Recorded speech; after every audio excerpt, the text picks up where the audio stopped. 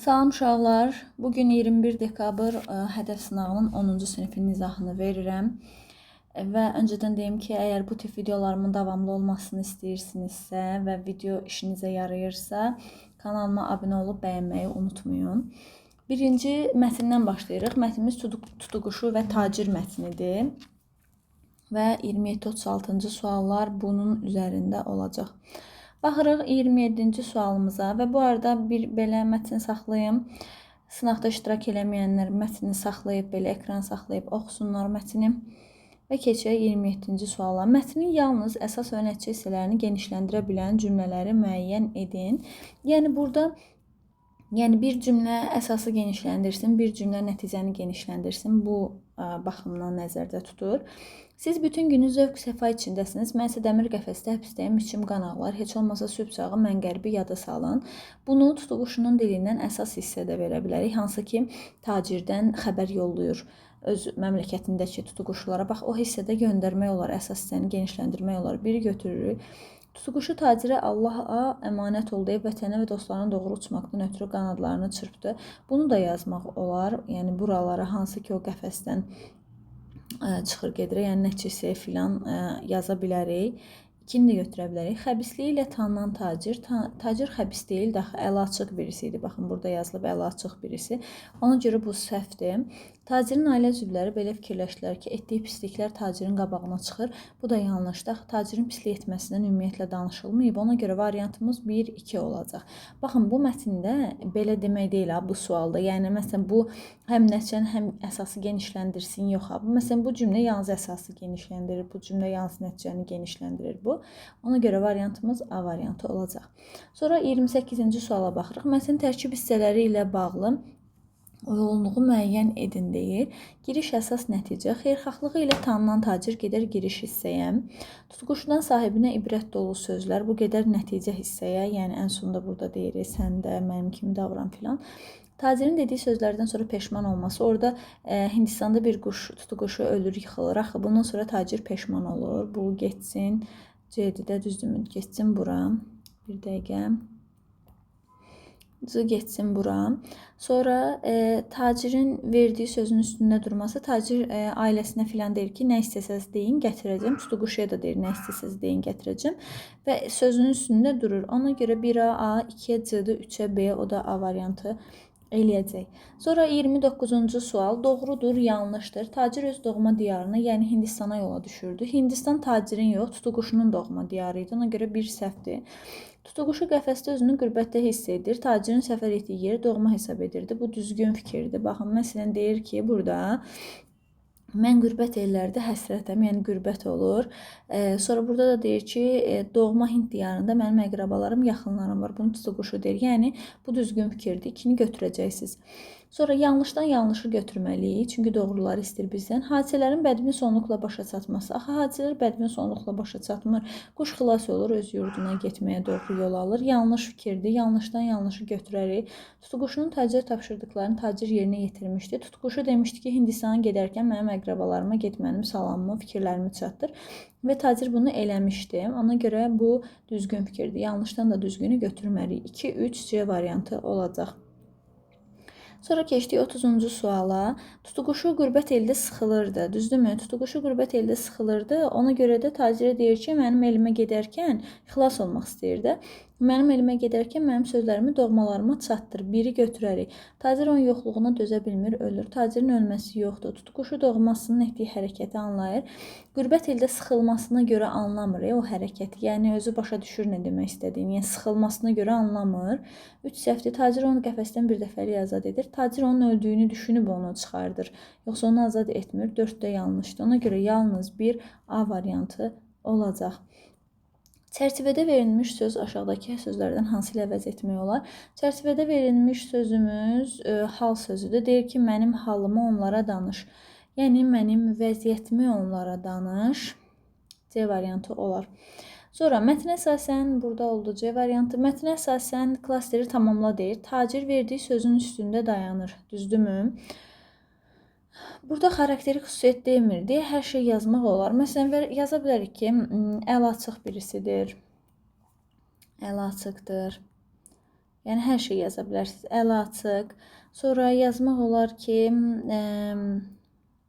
deməli, Hindistana yola düşür, düzdür? Hindistana yola düşür. Sonra tutuquşunun ölməsinə öldükdən sonra peşman olur. Əl açıq birisidir. Tutuquşu öldükdən sonra peşman olur, məsələn. Peşman olması. Çox şey yazmaq olar uşaqlar bura. Mən hələ ki yaza biləcəklərimizi dedim. Başqa nələr yaza bilərik? Məsələn, burada var ki, vəfalıdır, əl açıqdır, başqalarının istəklərini nəzərə alır. Başqa elə gedərkən, Hindistana gedərkən məsələn, qohumlarının arzularını yerinə yetirir, düzdürmü? Sonra Hindistana səfər edir. Bu kimi şeylər yazmaq olar. Yəni çox şey yaza bilərsiniz. 33. Bir canlının ölümünə səbəb olub günaha batdım və yəqin ki, bu tutuquşu mənim quşumun yaxın ya da çox sevən biri idi. Bunu da bilirsiniz hara yazmaq olar uşaqlar. Burada deyir ki, tacir sözünü qurtarır-qurtarmaz ordakı quşlardan birini titrətmə tutdu və nəfəs kəsərək yerə düşüb öldü və buna tacir həm peşman, həm də pis oldu. Bax, bu cümlədən sonra onu yaza bilərsiniz ki, o da düşündü ki, bir canlının ölümünə səbəb olub günaha batdım və yəqin ki, bu tutuquşu mənim quşumun yaxını ya da çox sevən biri idi. Yəni, həmin o pis oldudan sonraya artırırsınız.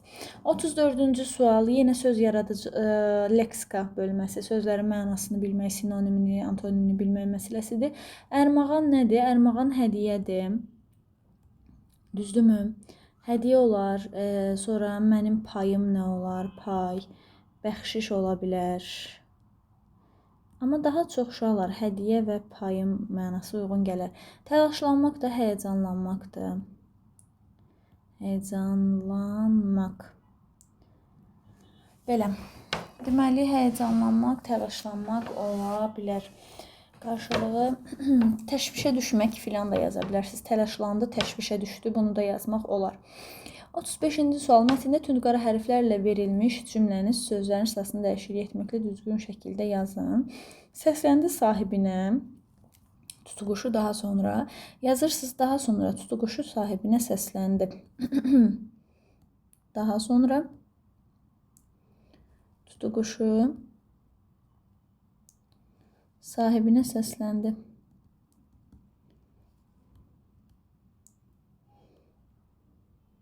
Və yaxud belə də yazmaq olar.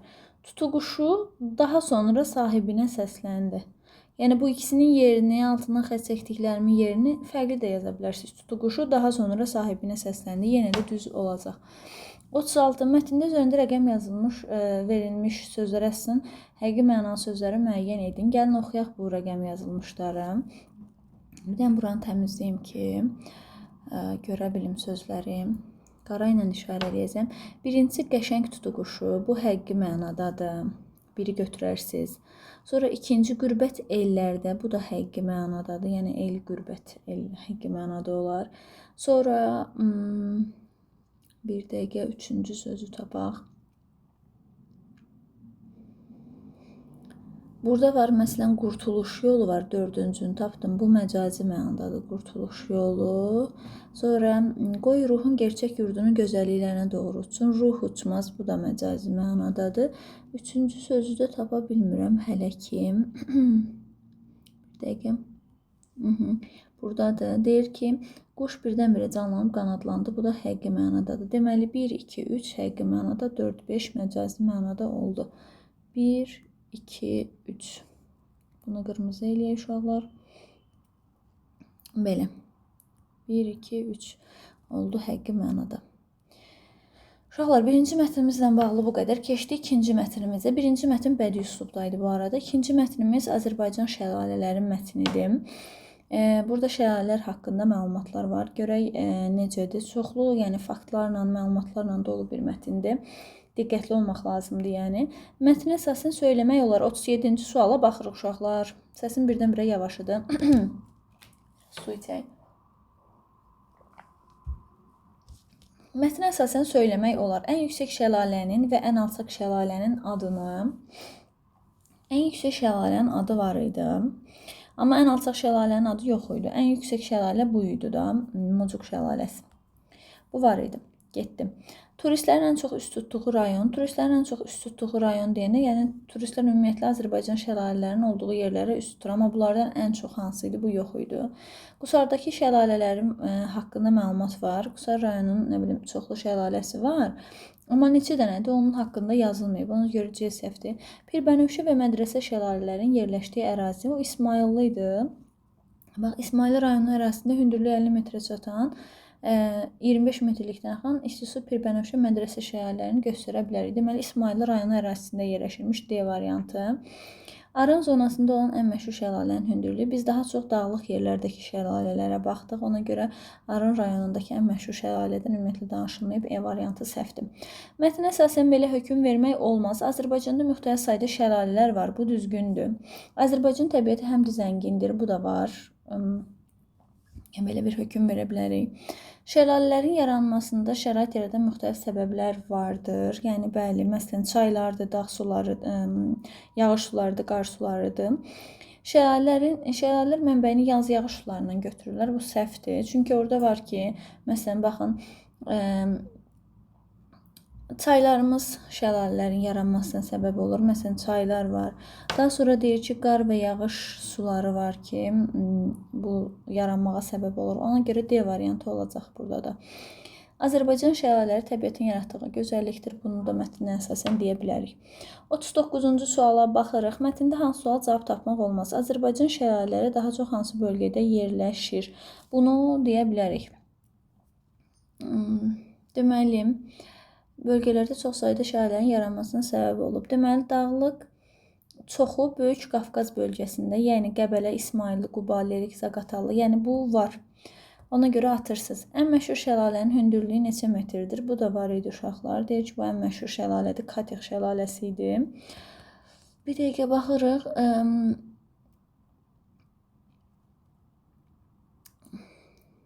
Belə.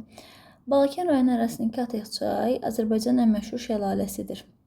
Və onun haqqında məlumat var. Ən məşhur şəlalənin hündürlüyü neçə metrdir? Görək onu yazır. 20 metrə yaxındır. Yaxşımı? 20 metrə yaxındır var. Təkdam şəlaləsi hansı xüsusiyyətə malikdir? Təkdam şəlaləsi haqqında məlumat verir, amma onun xüsusiyyətlərini saymır. Bax, deyir ki, Təkdam şəlaləsidir. Hansı bir yerdə keçirdi o? Xüsusiyyətlərini demirəm uşaqlar. Bir dənə onu tapın buradan tez. Baxın, burada deyir ki, Yardımlı rayonun Peştəsər və Ostayır, oxuya da bilmədim, kəndindəki şəlalələr məşhurdur. Bu rayonun ərazisindəki Təkdam şəlaləsi turistlərin diqqətini cəlb edir. Amma Təkdam şəlaləsinin hansı xüsusiyyətləri var, biz onu bilmirik. Ona görə C variantı olacaq. Mucuk şəlaləsi qaynağını hardan götürür? Onun haqqında var. Deməli, Qotur dağının massivindən qar yağış sularından götürür. Qəribə adlar var burada. Deməli, budur, getdim. Quba rayonu ərazisində yerləşən Laza şəlaləsi dövlət tərəfindən niyə qorunur? Gəlin onu da baxaq. Quba rayonu Laza şəlaləsi. Qubanı tez tapaq. Və deməli, üzərində məşhur Afruca şəlaləsi bir şəhərə dövlət tərəfindən mühafizə olunur. Lazanın adı keçmişdi burada. Yəni, bunların hamısını silək. Deməli, bir dəqiqə. Deməli, uşaqlar, Laza şəlaləsi haqqında burada danışır. Qusar rayonunun dağ dərələrində öz mənzərəsilə diqqəti çəkən şəlalələr var. Buradan başlayır, Laza şəlaləsi haqqında danışır. Və deyir ki, deməli, Quba rayonu ərazisində yerləşən Laza şəlaləsi dövlət tərəfindən niyə qorunur? Bu səhv fikirdir. Quba rayonu ərazisində deyil, birincisi Qusar rayonu ərazisindədir. Qubada deyil. Düzdürmü? Onun görə bu səhvdir. Bu səhv fikirdir ümumiyyətlə. Burada E-də də sıxıntı var. C-E. Təkdam şəlaləsi hansı xüsusiyyətlərə malikdir? Gəlin buna bir də baxaq. Yəni C-E ikisi də olar burada. Deməli, Yardımlı rayonunun Peştəsər və Ostayır kəndində şəlalələri məşhurdur. Bu rayon ərazisindəki Təkdam şəlaləsi turistlərin diqqətini cəlb edir.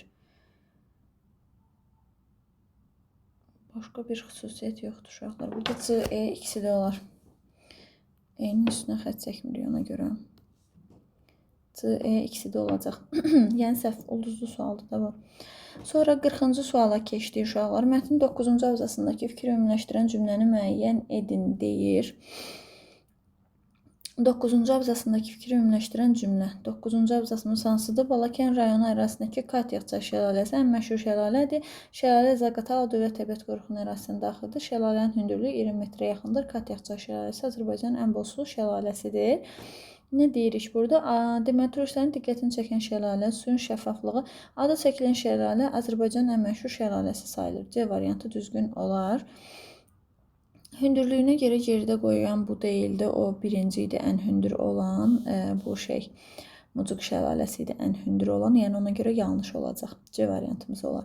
41 mətnə əsasən dəqiqləşdirmək mümkündür. Ən bol sulu şəlalənin adını, yüksəkliyinə görə fərqlənən şəlalənin adını, dövlət tərəfindən qorunan şəlalənin adını, turistlərin daha az getdiyi, məsələn 4 turistlərin daha az getdiyi şəlalələr haqqında danışılmayıb. Ona görə 4 səhvdir, 4 olan variantları çıxacağam. Ən bol sulu şəlalənin adı var idi burada. Deməli, şəlaləsi Azərbaycanın ən bol sulu şəlaləsidir. Yəni Katyaqçay. Həmçində Azərbaycanın ən məşhur şəlaləsidir. Yəni biri götürəcəksiniz ən bol sulu. Yüksəkliyinə görə fərqlənən şəlalənin adı bayaq dedik. Mucuq şəlaləsi götürdük. 1, 2-ni götürdünüz.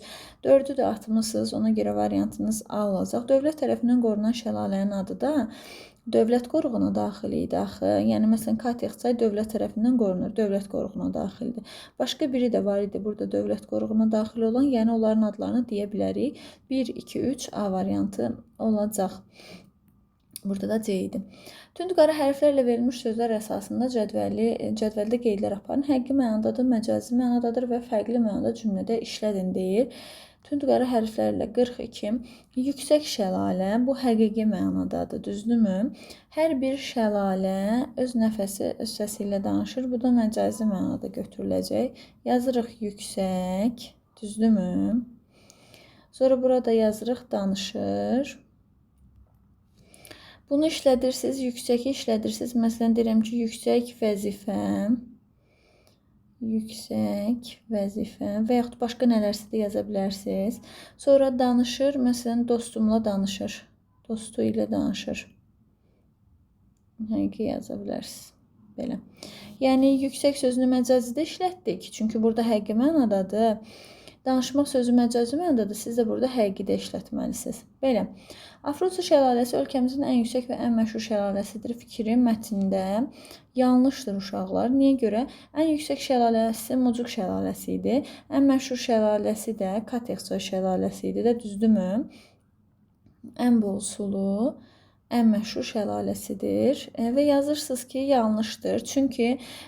Çünkisi də odur ki, deyirsiniz ki, çünki Mucuq şəlaləsi ən yüksək idi. Mətndə bu belə verilib, ən yüksək idi.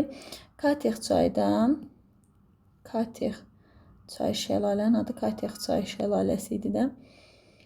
Hara getdi bu? Katyaqçay şəlaləsi də ən məşhur şəlalə idi. Ona görə bu fikir mətnə görə yanlış olacaq. 44. Mətn tərkib hissəsi və plan bəndi. Müxtəlif bölgələrdə və çoxlu sayda şəlalələrin yaranması. Bu gedir giriş hissəyə. Girişdə. Xalqımızın ruhunu oxumuş şəlalələr, bu nəticə hissədə idi. Bayaq oxuduq, danışır sözü də var idi orada. Bir-birindən fərqlənən şəlalələr haqqında məlumat, bu da əsas hissədə olacaq uşaqlar. Tərkib hissələrimiz budur. Abzas yazmayın, çaşıb. Keçdik 45. Mətnin əsasən doğrudur, yanlışdır. İfadələrini istifadə etməklə fikirləri dəyərləndirin. Mətnin bütün tərkib hissələrində şəlalədən və onların xüsusiyyətlərindən danışır. Bu yanlışdır uşaqlar. Çünki əsas hissədə danışır. Nəticə hissədə məsələn şəlalələrin xüsusiyyətindən danışmayıb. Baxın. Burada şəlalələrin xüsusiyyətindən yox, ümumi məlumat verib. Və yaxud, məsələn, burada şəlalələrin xüsusiyyətindən danışmayıb, ümumi məlumat verib. Ona görə bu yanlışdır. Mucuq şəlaləsinin hündürlüyü 1700 metrdir. Bu da yanlışdır. Çünki o 1700 metr hündürlükdə yerləşir. Özünün hündürlüyü isə 90 neçə metr idi. Şəlalənin hündürlüyü 96 metrdir. Yəni səhvdir. Özü 1700 metr hündürlükdə yerləşir. Yanlışdır. Qalacıq və Burovdal şəlalələri hündürlüyü 50 metrə çatır və İsmail rayonu ərazisində yerləşir. Bu doğrudur. Bayaqki mətndə yadımda qaldı. İsmailliyə baxırıq. Deyir ki, 50 metrə çatan Qalacıq və Burovdal şəlalələri, yəni doğru fikirdir. Sonra uşaqlar keçdiyi 46-cı suala. Mətnə sizin çərçivə daxilində verilmiş sözlərin qarşılıqlarını müəyyən edib yazın. Biri müxtəlifdir, biri məşhurdur. Bunların sinonimlərini bilirik, amma bir də cümlə daxilində oxuyaq. Bir dəqiqə. Ən məşhur şəlalə sayılır. Azərbaycanda ən məşhur şəlalə sayılır. Biri budur, müxtəlifi də tapırıq. Müxtəlif bölgələrdə bol su çaylarımız müxtəlif bölgələrdə çox sayda şəlalələrin yaranmasına şərait yaradıb. Deməli, müxtəlif bölgələrdə. Normalda müxtəlif sözünün sinonimi cürbəcür ola bilər, amma cürbəcür bölgələrdə deməyimiz biraz fərqli olar. Məsələn, müxtəlifə başqa yaza bilərik. Fərqli yaza bilərik. Müxtəlif bölgələrində bol su çaylarımız fərqli bölgələrdə çoxlu sayda. Bax, fərqli yazmaq olar bura. Yəni, yerinə görə izah eləyərdə fərqli bölgələrdə yaza bilərik. Məşhura yaza bilərik, tanınmış. Belə. Müxtəlifə başqa görə nə yazmaq olar? Deməli, uşaqlar, burada siz müxtəlif və məşhura nələr yazmışsınız, yorumlarda yazarsınız, baxarıq. Bu arada yenidən təkrar edim, kanalıma abunə olub, videonu bəyənməyi unutmayın. Keçdik 47-ci suala və mətnimiz burada tamamlandı. Artıq 47-ci sualdan qrammatika suallarına keçid etmiş oluruq. Hansı cümlədə qeyri-müəyyən təsirli halda işlənən söz yoxdur? Sabah ona bir dəst paltar yollayacağam. Paltarı yollayacağam. Burada paltar qeyri-müəyyən təsirli haldadır. Bax, burada dəsti çıxardın. Sabah ona bu paltarı yollayacağam alınır. Əsər yazmaq üçün dövrə uyğunlaşmalısan. Bu əsəri yazmaq üçün dövrə uyğunlaşmalısan. Əsər sözü qeyri-müəyyən təsirli idi. Niyə əvvəlinə bu artırım? Qeyri-müəyyənin əvvəlindəki izah edən sözləri çıxardın və əvvəlinə bu artırın. Bu artıran kimi avtomatik o ı şəkilçisini tələb eləyəcək. Yemiş toxumu gətirmişdim. Yemiş toxumunu gətirmişdi. Bu da qeyri-müəyyən təsirlikdir. Kitabı çap olunmuşdu. Onun kitabı çap olunmuşdu. Burada uşaqlar I mənsubiyyət şəkilçisidir. Yəni təsirli hal deyil. Variantımız D variantı. Dost tapmaq indiki dövrdə biraz çətindir. Dostu tapmaq, bu da qeyri-müəyyən təsirli halda olacaq. Variantımız D. Gül feilinə hansı şəkilçilər qoşulsa eyni köklü sözlər əmələ gələr. Baxın, gül feilinə. Bilirsiniz ki, lük şəkilçisi adlara qoşulur. Güllük desəm, o gül isminə qoşulmuş söz olacaq. Ona görə 5-i çıxardıram. Güldürmək, güldürmək olar. Həm leksik şəkilçidir. Bilirsiniz də, eyni köklü sözlər mütləq düzəltmə olmalıdır. Mütləq kökləri eyni məna verməlidir və mütləq kökləri eyni nitq hissəsi olmalıdır. Bu üç xüsusiyyəti unutmayın. Gülüşmək sözünü də artıra bilərik. 1-3 variantımız A olacaq. Güllər desəm olmaz, o qrammatik şəkilçidir. Gülməli desəm uşaqlar, gülməli düzdür, feilə qoşulur, amma mallı qrammatik şəkilçidir, ona görə olmaz. İkində belə atırsınız, 1-3. Hansı söz 2 hecalıdır? Uşaqlar, heca soruşarkən, ahəng vurğu soruşarkən yazılışa baxmaq lazımdır. Məsələn, üzürlü, baxın, üzürlü, ü yoxdur da burada, ona görə A variantıdır. Belə yazılır da bu söz, üzürlü. Sonra mətbəədə burada yazılışda bir dənə də ə var. Ənin biri düşür, ona görə digər uzun təhsil olunur. Bu 3 hecalıdır. Təbii sözündə 2 i var və 3 hecalıdır. Tələffüzdə i-nin biri düşür. Səbir, siz, elə özü kimidir. 3 dənə hecası var, getdi. Babamdan və yaxud babamla 3 hecalıdır, eydə getdim. Variantımız A variantı. Evimizdəki hadisələrdən sonra bizimkilər daha tədbirli olmağa başlamışlar. Uşaqlar, burada sizə bir şey xatırladım ki, normalda K şəkilçisi, K-4 şəkilçisi zaman məzmunlu zərflərə qoşulur və sifət yaradır. Amma K şəkilçisi yəli haldan sonra qoşulduğu zaman isim düzəldir. Baxın, buradakı bizimki sözü isimdir. Cümləsi haqqında doğru fikirlər tapın. Tünd qara hərflərlə verilmiş söz adi dərəcədə olan sifətdir. Səhvdir, çünki o isimdir. Bayaq dediyim kimi, bir səhvdir, biz doğruları tapmalıyıq. Avtomatik getdi B, E variantımız. Altından xətt çəkilmiş söz haradakı sualına cavab verir. Daki şəkilçisi hər zaman sifət yaradır və onun sualı hər zaman hansı sualıdır. Ona görə bu da səhvdir. 2 də getdim. Variantımız A qaldı. Cümlədə 2 isim işlənmişdir. Hadisə ismidir və bizimki ismidir. Düzgündür.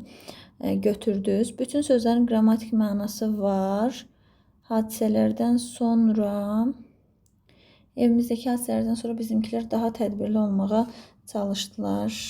Qrammatik mənası deyirəm, mən leksik məna düşündüm. İnşallah onsuz da bütün sözlərin qrammatik mənası olur da. Yəni qrammatik məna nədir? Hər hansı bir nitq hissəsinə aid olmaq 3-4A variantı olacaq. Keçdik. Ağıl 51-ci sual. Yalnız mənsubiyyət şəkilsi əlavə etdikdə ikinci hecasındakı sait düşür. Uşaqlar bilirsiniz ki, yalnız mənsubiyyətdə düşürsə MM qaydası, yəni mənsubiyyət milli, M. Və bilirsiniz isim alınma sözdür.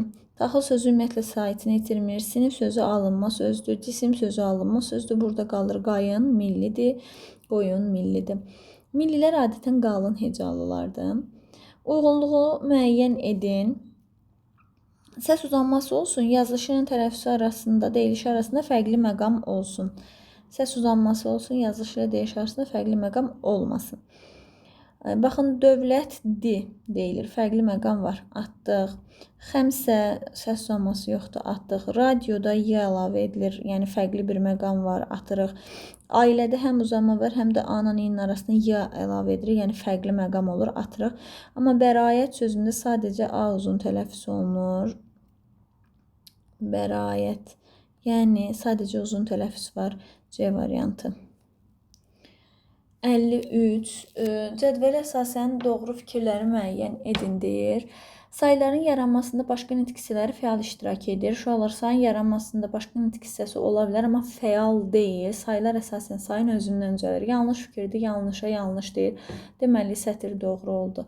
Bu mövzu üzərində çox çalışan, çox da bal toplayarsan cümləsində miqdar sayı işlənmişdir. Çox sözü çalışmağın yanında gəlib zərfdir. Burada da çox sözü balın yanında gəlib saydır. Ona görə düzgün fikirdir və düzgünə də düzgün deyir. İkini götürək. Yəni burada biri zərfdir, biri saydır. Bütün qeyri-müəyyən miqdar sayları numerativ sözlərlə işlənə bilmir. Bütün qeyri-müəyyən miqdar sayları numerativ sözlərlə işlənə bilmir. Yanlış fikirdir, çünki təqriblər işlənir axı. Ona görə səhvdir bu. Bu sətr səhv olmuş oldu. Filan sözünü leksik şəkil çarpırsaq say düzəltmək olar. Düzgün fikirdir. Amma buna yanlış deyir. Yəni filanıncı desək. Say ismə məxsus şəkilsi qəbul etsə də morfologiyada say olaraq qalır. Düz fikirdir. Yanlış deyir. 5 getdi. 1-2. Bir dəqiqə. Burada nəyi göz ardı etdik? 1-2 olan variantlara baxacamsa, nə istəyir bizdən doğruları? Bütün qeyri-müəyyən miqdar sayıları numerativ sözlərlə işlənə bilmir. Bir də filan sözü. Bu onsuz da 4, onsuz da səhvdir. A variantı qalacaq. Çox güman ki, 3-də belə nəzərdə tutur da, yəni. Bütün qeyri-müəyyən miqdar sayıları numerativ sözlərlə işlənmir, bəziləri işlənir. Yəni belə nəzərdə tutur. Təbii ki, bir balaca əlbəttə sətirdə yanlışlıq var. Yəni, məsələn, belə olsaydı, qeyri-müəyyən miqdar sayılarının bəziləri numerativlərlə işlənə bilir kimi desə daha düzgün olardı. Yəni, bütün işlənə bilmir deyir. Mənim də avtomatik ağlıma gəlir ki, axı təqriblər işlənir. Burada sizin nəzərdə tutur ki, bütün hamısı işlənmir, yəni bəziləri işlənir mənasında nəzərdə tutur. Çox güman ki, variantımız A gələcək burada. Yəni, başqa variant da qalmır. Ən real A variantıdır. 54. Verilmiş cümlə ilə bağlı doğru fikirləri müəyyən edin. Akifin sevincinin səbəb oğlunun yüksək bal toplamasıdır. Bal sözü sifətin çoxaltma dərəcəsində işlənmişdir. Axı bal isimdir, necə çoxaltma dərəcəsi olur? A variantı səhvdir. Tünd qara hərflərlə verilmiş sözdə ismə məxsus bir qrammatik şəkilçi iştirak edir. Sevinc, düzdürmü? Sevinci, mənsubiyyətinə yönlük, deməli səhvdir. Altından xətt çəkilmiş sözün ikinci hecasındakı saitin düşməsinə səbəbi yərik al şəkilçisinin qəbul etməsidir. Oğlunun mənsubiyyəti qəbul etməzdir uşaqlar. Axı oğul millidir, o mənsubiyyətdə itirər öz saitini, öz oğlunun. Cümlə xüsusi isimlə başlanılır. Akifin sevincinə səbəb oğlunun D variantı düzgündür. Tünd qara hərflərlə verilmiş söz konkret isimdir. Sevinç his duyğudur da mücərrəd isimdir. E variantı səhvdir. 55. Aşağıda verilmiş sözlərdən birinin leksik mənası səhv verilmişdir. Nakam arzusuna çatmayandır, düzdür. Balaq camışın balasıdır, düzdür. Amonim sözüydü də deyirdik. Bir camışın balasıdır, bir də şalvarın balağı mənasında. düzgündür. Sonra divan şeirlər toplusudur, düzgündür. Şeirlər toplusu ola bilər. Qayın ağac növlərindən birisidir, bu da düzgün. Belə. Dayaq sütunsuz yer, yəni bu səhvdir. Dayaq sütunsuz yer deyil, axı elə tam tərsi olar. Sütunlarla nəyəsə dayaq verərik də, yəni. Ona görə E variantı səhv olacaq. Sonra 56 verilmiş şeir parçası ilə bağlı uyğun fikirləri müəyyən edin. Baxırıq, ilk 3 misradakı sözlərdə mənsubiyyə şəkilsi işlənmişdir. Ələnibdir ələyimiz var, yolunubdur lələyimiz var, qara gəlmiş fələyimiz var. Biri götürdük. 4 və 5-ci misranın son sözləri yönlük haldadır. Bizi bir-bir basır kola. Kolada A yönlük haldadır. Düzdür. Çətin bizdən adam ola. Bu yönlük hal deyil, şeydir. Arzu şəklidir. Ona görə bu səhvdir. Altından xətt çəkilmiş sözlər qeyri-müəyyən miqdar sayıdır. Bizi bir-bir basır. Bizim bu tipli 2-2, 3-3 sözlərimiz var. Bax, bu sözlərimiz var, uşaqlar. 2-2, 3-3. Bunlar deməli say yox, zərfdir. Ona görə bu səhvdir. Getdi. 4-cü misranın ilk sözü təsirli haldadır. 4-cü misra 1, 2, 3, 4. Bizi bir-bir basır kola. Kola deyirsə, bəli, bizi sözü təsirli halda olan əvəzlikdir, düzgündür. 1-4 A variantı olacaq variantımız. Qrammatika ilə bağlı da bu qədər, uşaqlar. Deməli, ümid edirəm yaxşı yazmısınız və bu tip sınaqların izahını istəyirsinizsə və digər sınaqların izahları da olacaq zamanla. Videonu bəyənin və kanala abunə olun. Sağ olun uşaqlar, hələlik.